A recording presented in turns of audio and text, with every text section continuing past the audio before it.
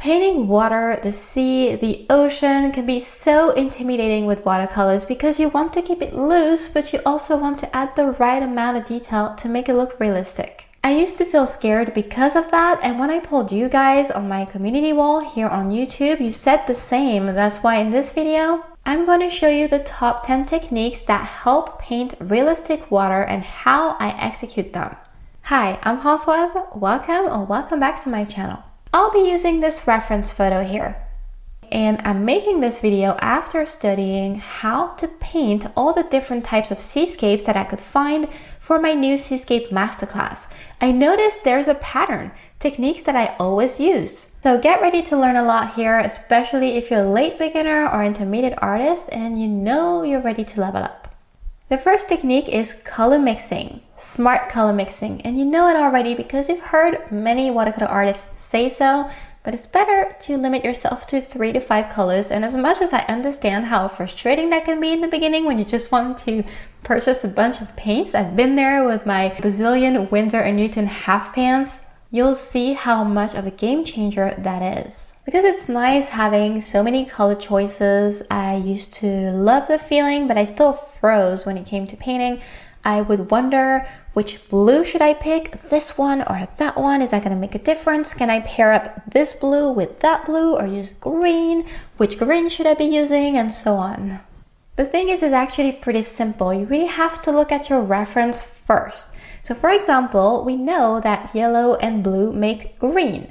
In my reference, I have a lot of blue, but I also have green. So I just picked blue and yellow to create green. Why not just pick green?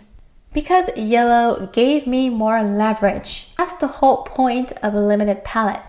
For example, add more yellow and it's a light green. Add less of it and more blue instead and it's a darker green. By also adding blue into the mix, I knew that I'd be able to create instant color harmony between the island and the water because at first glance, they're different colors and there's no blue at all in the islands. I also wanted to preserve a bright, happy kind of vibe in this painting because I know I tend to go dark in my usual art. That's why I knew that having lemon yellow would help me control the brightness aspect better than any green would. Then I looked at the water itself, and instead of just picking the ultramarine blue that I used to mix green, I decided to add this brighter kind of blue. Again, to enhance the happy summer vibe in the painting, because I know I go overboard with the shadows. So clearly having both that cyanurious blue and the ultramarine blue in one same painting was not a must at all. But I think for a seascape painting in particular, it's helpful to work with 2 different blues. One that's light and bright and a stronger one. And it could have very well been ultramarine and indigo instead. Why not? There is really no right choice here. Because you are the one who makes the call and the colors that you choose are not going to ruin a painting. So if you're used to color mixing, try and leverage that in your paintings because not only will that make you feel less overwhelmed when you're just working with a few colors, it will also ensure that you get a certain color harmony throughout the whole painting. And you can also influence the overall atmosphere of your art. Now can you see the deep shadows and how dark the water is at the right of the photo? I wanted to make sure to get these in, so I could have added indigo, but I preferred, and yes, it was a preference, not a must-do type of choice. I preferred to pick a color called raw sepia from Sennelier because I love it, and I knew that I'd be able to leverage it to paint shadows in the island and the visible rocks all around, so that was it. So in other words, I could make use of it for the whole painting. That's how I ended up with lemon yellow, cyanurious blue, ultramarine blue, and raw sepia for this painting. And that gets me thinking that if you ever want to see what it looks like to paint the same different picture with the same techniques using very different colors and see how the colors actually impact the artwork, let me know in the comments below. To paint water that looks realistic and get that loose watercolor look at the same time, I found I always start with the wet and wet technique. I might actually make an exception for river streams, waterfalls, and things like these, but for the sea and the ocean, when there's a lot of it in the picture, it's just easier to do it wet and wet.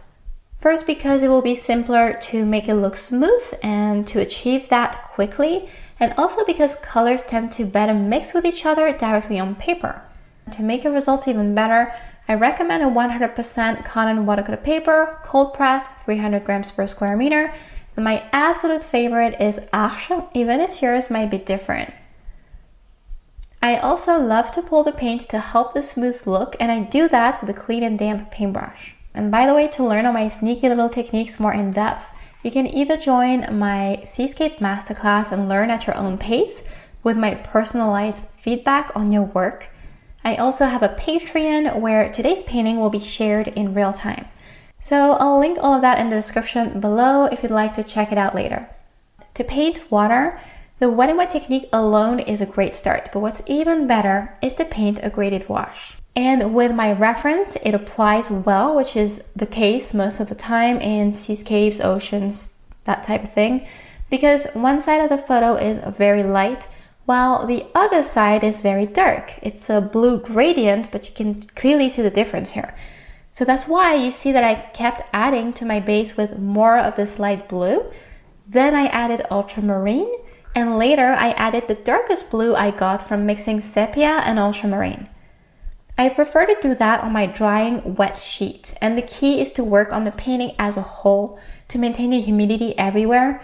Otherwise it will dry and you'll have to stop, let it dry completely, wet it again, and pick up where you left off. So that's fine, you can do that, but for me it's just that it's an extra step at this point in my practice. But because I've become really good at working on wet and knowing exactly how much paint I should add in what proportion and for how long I can do that, I prefer to do it that way. Even still waters like the ones that we see in the reference will benefit from you using several types of brush strokes. It doesn't have to be just a flat wash that looks solid. For example, here I added a curvy line because I noticed this where the water gets a bit deeper. Then I also started tapping my brush on paper because when I want to build nice natural gradients, I find that this is the best technique ever for colors to intermix in a way that is subtle. There are no start and stop strokes that end all of a sudden and make a change in color really noticeable. And as you can see, this was helpful again when I added the dark blue. This technique using different brush strokes is closely linked to overlapping colors on top of one another, and I love to combine the two when I paint to create that realistic look. Again, ideally we would want to avoid an abrupt stop between two colors, so we need the brush strokes like here again around the island this time. For realism, it's also very important to not have one single color for the sea, one for the foliage. Otherwise it's going to look cartoony real quick. For example, my thinking was that since there were rocks underneath the water and that they are visible in the shallow waters around the island, it was important to include sepia for a rock color mixed to ultramarine. Ultramarine because it is rocks underwater, so I find it effective to take that into account and add the proper color for water to a rock or a sand color. Lifting is another one of this technique that is super useful to paint anything water. I've used it for rivers, for seascapes, for anything water related. For anything water related, and you can use it to create highlights, reflections, and even a sense of shallow waters like it is the case here. Because you still see the color that you've added before you lift after lifting the paint, just not as much. But you'll notice that the act of removing some of that paint on wet really creates an impression of shallow waters instantly. I also like to use this for scenes where you see water on the sand, like this one here. And this was actually one of my favorite paintings that I did for the masterclass that I talked to you about, and it's how I created that effect. And you'll see how I also used this lifting technique here to make the rocks look more 3D later. But before we paint the rocks in more detail and make them more realistic, I like to outline them first, and I use the charging technique for that. This would be the most convenient way of suggesting something that is underwater. It is when you add paint to a wet area when that area is drying a bit. The added paint should be on the thicker side to match the fact that the sheet is drying, otherwise you'll find yourself with an excess of water and you'll see blooms forming. Ideally, when you use the charging technique in the way that I do it here in a seascape, you want to see the paint melt into your base layer so that there is no harsh separation between the two, so it looks natural. But at the same time, because we're painting on a sheet that is drying and we're using thicker paints, the shape that you're adding there should be retained. It should still be there. You shouldn't feel like your paint spreads out of control. The shape that you add should remain and still be clearly visible. So here, for example, I just outlined part of the rocks, not all of them, otherwise it will look cartoony. And I lifted parts in the rocks later to create a strong contrast. The strong light versus dark contrast is what makes something look 3D. You can see I even started tapping the brush on paper to create texture and suggest the ground with plenty of small rocks here. And yet I wasn't completely satisfied with the background. I thought there were things I could fix, so I decided to layer more paint on there to make it smoother and just make it more like I wanted it to look. And you can use layering in this way, or you can also use it to make an object pop, like a boat or the island, for instance. For the water here, we really want to keep it looking loose and those bright areas looking bright. So it's better to have a light hand on how much color you're going to add and really focus on what you want to improve. After drying the base layer, I re-wet everything, and to keep that water looking loose and those bright areas looking bright, it's going to be better to have a light hand on how much color we add and really focus on what it is we want to improve. So I improved on the smooth look, and I also added more depth with a darker right side in the painting. But these were just touches, it was pretty quick. I also layered some more with the charging technique again and working on this rocky area all around the island some more.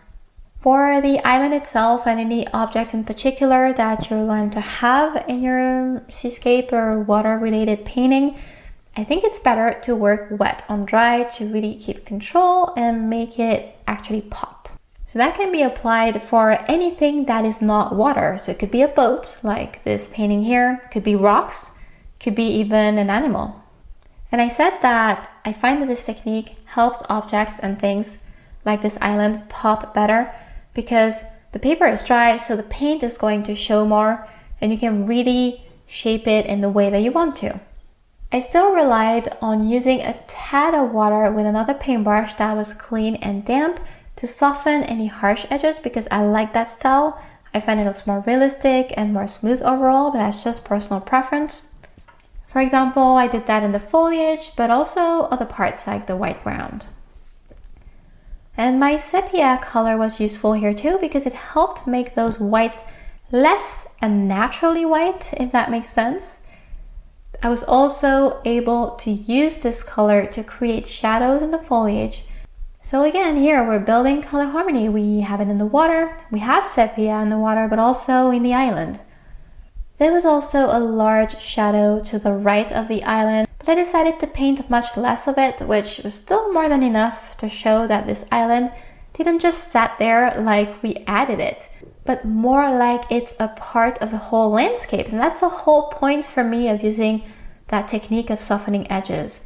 I really love to do this with wet on dry additions because it keeps that smooth and realistic look going. I added just a little bit of shadow to the rocks, a few details on top of some of them, but really not that much.